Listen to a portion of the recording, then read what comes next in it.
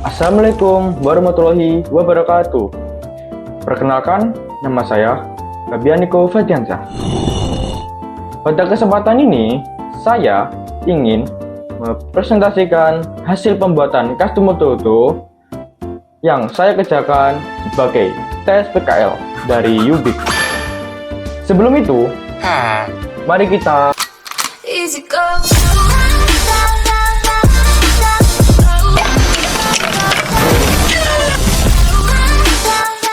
Oke, waktunya kita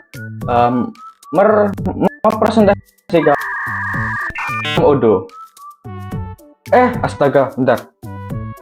Nah, di sini di menu login saya memiliki 3 user. Salah satunya administrator, guru, dan siswa. Pertama-tama kita masuk ke administrator dulu, oke? Passwordnya ya admin, oke. Login. Oke. Di sini saya memiliki fitur-fitur. Di sini ada 4 fitur. Ada list siswa, list jurusan, ekskul siswa, sama dashboard. Pertama-tama kita akan ngulik dulu di fitur siswa. Di sini saya memiliki data seperti nama, kelas, nomor absen, alamat, nama ayah. Kita sebagai administrator bisa membuat baru. Namanya, oke, kita buat aja ya. Niko. Nisnya, umur saya 17. Saya laki-laki, saya kelas 11, saya absen 14, saya mengikuti ekskul BEC. Informasi keluarga. Alamatnya di Jalan Soponyono. Oke, nama ayah saya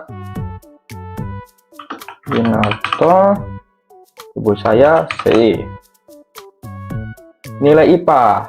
Di sini kita bisa menampilkan nilai. Harusnya lebih banyak lagi sih, tapi saya membuatnya lebih simple. Oke, nilai IPA mungkin 80 lah standar. IPS-nya di sekolah saya sih tidak ada IPS, sudah tidak ada IPS sih. Nah, di sini kita juga bisa melihat rata-ratanya 80 sama 70 rata-rata berapa sih? Wah, 75 ternyata. Oke. KKN ngepas banget ya. Wali kelas saya ada Bu Lolita. Lalu saya memilih jurusan RPL, tapi kita ambil di kafe aja sih. Ya, foto kita. Bentar, saya ingin mengambil foto saya. Nama saya Gabianiko, berarti ini. Oke. Ini kita save. Oh, nis nggak boleh sama, berarti aku udah buat nis. Kita nisnya berapa ya? Mungkin ini aja dah. Oke, harusnya pindah ke bawah. Kita save, kita valid. Oke. Di sini terdapat data saya, Niko, kelas 11, nama saya 14, alamat saya di Jalan Soponyono, nama ayah saya Winarto. Nah, kita juga melihat list menggunakan Kanban. Nah, ini dia. Di sini kita bisa menampilkan foto-foto. Ini saya, ini teman-teman saya yang mengikuti Ubik kali ini. Semangat ya teman-teman. Lalu kita lanjut ke bentar. Saya sebagai user administrator di sini juga bisa ngedit nih. Bikin nama saya ganti Febian aja lah. Febian. Kita bisa edit di sini. Oke, kita bisa ngedit semuanya di sini. Oke, kita save. Berarti nama saya di sini Febian. Lanjut kita ke list jurusan. Di sini list jurusan terdapat nama jurusan, RPL, DKV, otomatis, sama mesin. Di sini kita juga melihat jurusannya isinya ada siapa aja sih. Di RPL ada Ava, ada Galuh, ada Fadil. Karena kenapa kok ada di sini? Karena di list siswa tadi siapa? Ava jurusannya memilih RPL, jadi masuknya ke RPL. Kita lanjut ke saya, Febian, di jurusan DKV. Jadinya di DKV. Tuh, otomotif ada Habib, mesin ada Bibian. Lanjut ke ekskul siswa. Di sini semuanya mengikuti ekskul BEC. Kenapa bisa gitu? Karena ya sama seperti di jurusan sih. Tapi di sini di jurusan kan cuma bisa memilih satu doang. Sedangkan di ekskul siswa ya kita bisa menambahnya.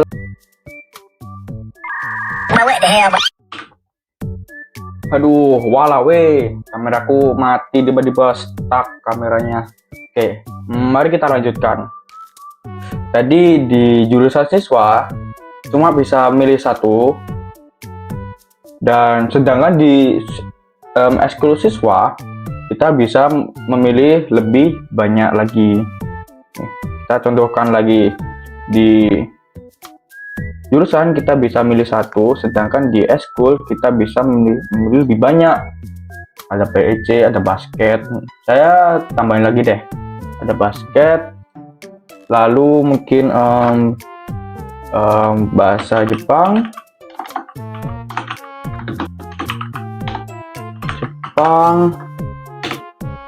ya kita ini udah tuh aja.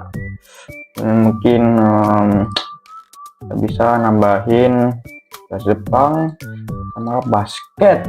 Oke. Tuh, perbedaan list jurusan sama ekskul. Kita lanjut ke fitur selanjutnya, yaitu sekolah dashboard. Di sekolah dashboard, di sini ada top jurusan, distribusi gender, total siswa, terus peringkat teratas. Di sini loh, di top jurusan. Di sini kita bisa melihat seberapa banyak sih yang memilih jurusan. Kayak ini mesin cuma satu, RPL 3, otomotif 2, dan DKV cuma 2. Di sini bisa dibilang mempermudah analisis dashboard. Lalu di distribusi gender, ini ada berapa sih kelaminnya di sekolah, di kelas. Ada perempuannya ada 2 dan laki-lakinya ada 6. Terus di total siswa atau kelas, ada berapa sih satu sekolah itu? Kelas 10 ada berapa, kelas 11 ada berapa, kelas 12 pun ada berapa. Lanjut di peringkat ke atas.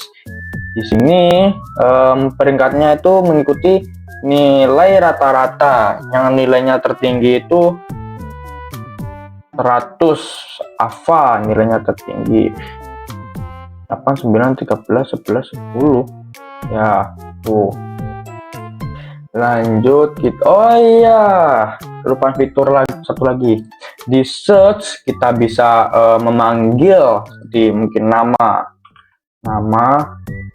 namanya mungkin Ava, lalu mungkin kelas 10 ada apa sama Galuh. Terus ada apa aja sih? Alamat sama nama ayah. Jadi ada 4. Ada nama, ada kelas, ada alamat, dan nama ayah. Tuh. Lalu kita bisa mengirimkan email. Ya, siapa? Saya dah. Bian. Kita bisa send email. Nah, ini bertujuan untuk apa sih? Ini bertujuan untuk ngasih informasi kepada mungkin wali kelas. Kita ke emailnya langsung. Oh, ini udah ada nih. Bukan. Tadi jam berapa? Jam 1.02. Nah, ini jam 13.02 ini. Administrator informasi siswa Febian. Nama siswa Febian, listnya 2009 20090 kelas 11 absen 14, nilainya ini rata-ratanya ini. Oke. Kita lanjut di Odo. Kok di sini sih, bukan di sini. Di sini. Oke. Kita lanjut ke kita logout aja ya. Kita logout aja. Kita lanjut ke guru. Kita lanjut. Oke, di sini di user guru limited, terbatas, aksesnya tuh terbatas, nggak kayak admin. Di sini tuh di admin kan tadi bisa membuat nama baru, sedangkan di user guru tidak bisa membuat baru, cuma bisa melihatnya. Sama di guru kita bisa, saya setting bisa ngedit suatu saya kasih L, kita bisa ngeditnya L tuh, semuanya bisa diedit sama guru L. Oke, itu kita lanjut ke siswa. Di sini siswa cuma bisa melihat list-list atau fitur-fitur di sini aja, atau data saja. Di siswa ini juga bisa melihat, tidak bisa ngedit. Tuh, guru kan tadi bisa, di siswa ini tidak bisa semuanya. Jadi saya setting cuma bisa melihat datanya saja. Oke.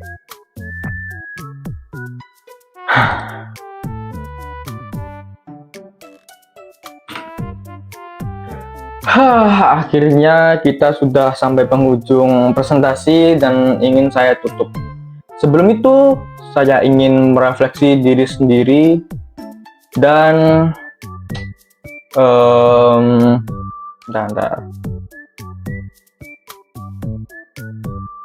kayaknya videoku agak patah-patah, jadi gak apa-apa lah ya.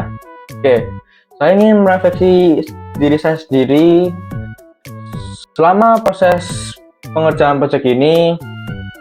Saya menghadapi beberapa kendala, yaitu kendala pertama saat instalasi Odoo. Waktu itu setelah instalasi Odoo, saya mengalami error saat masuk database. Padahal sudah membuat database, waktu pengen masuk malah tidak bisa, sandinya salah. Aduh. Lalu saya install ulang Odoo lagi, lalu menghapus datanya, database-nya, SQL-nya saya hapus semuanya saya install. Lalu setelah itu saya membuat database lagi dan menaruh username atau email dan kata sandi ke notepad. Padahal sebelumnya saya sudah menaruh kata sandinya di notepad dan itu benar, masih salah. Sebelumnya maaf, ini kayaknya wifi ku agak nge-lag, jadinya webcamnya agak nge-lag, tapi udahlah. Lalu kendala kedua, masalahnya error saat menulis kode, dan beberapa masalah sudah saya alami. Salah satunya error 500, lalu error blank putih, dan error yang ada di dalam Odoo mau mengupgrade-nya. Itu sih, saya selalu debugging, dan dari kendala tersebut saya bisa belajar bahwa pengembangan Odoo, memahami struktur modul dan membaca pesan error itu sangat penting ternyata ya. Soalnya Odoo itu sangat sensitif dan sangat stabil. Saya juga lebih terbiasa, saya jadi lebih terbiasa melakukan debugging dan tidak hanya bergantung pada hasil akhir atau bisa dibilang AI. Walaupun saya AI dikit-dikit sih, saya juga pakai AI dalam membantu belajar Odoo ini. Soalnya saya belum mempelajari Odoo sama sekali. Mungkin segini saja. Demikian presentasi dari saya. Terima kasih atas waktunya. Wassalamualaikum warahmatullahi wabarakatuh. Bye.